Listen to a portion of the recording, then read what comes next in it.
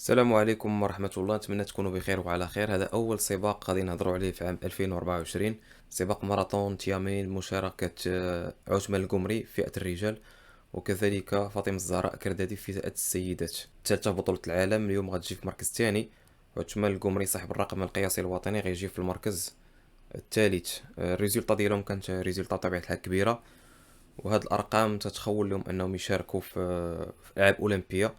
لكن الكلمه الاخيره غترجع للجامعه الملكيه المغربيه الالعاب القوه. يديروا ربما الكريتير ديال ماراثون الرباط على العموم. فبالنسبه لفئه الرجال، الاول كان اثيوبي اصيفا بوكي كيبيبي جوج 6 46.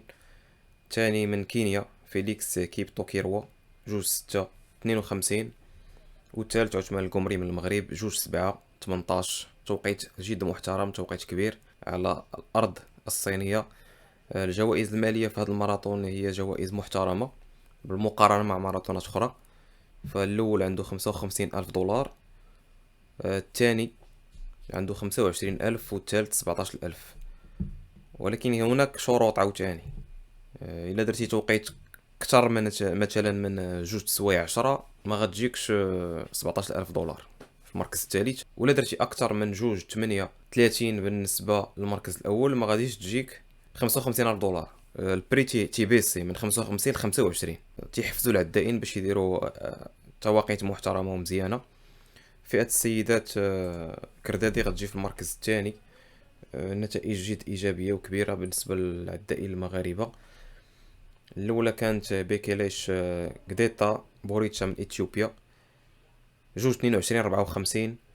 فاطمة الزهراء كردادي جوج 24 12، جد محترم، توقيت كبير في تيامين. والثالث زهانغ من الصين جوج 26 53.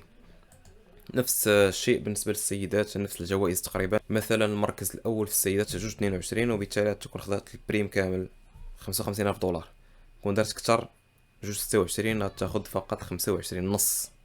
شوف شحال كيبيسي البري الى فقط بعض الجزئيات زقلتيها. وكاين فرق كبير بطبيعة الحال بين الاولى والثالثة. كاين اموال كثيره بين الاولى والثالثه. الثالثه 17000 والاولى 55000 دولار.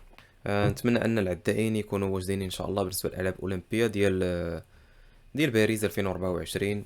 نتمنى اننا نشوفهم في سباقات اخرى، ربما نشوفهم في ماراثون الرباط او نشوفهم في شي ماراثونات عالميه اخرى. ما عرفتش انا واش الجامعه باقا مصممه على الكريتير ديال ماراثون الرباط الشركه تمشي للالعاب الاولمبيه.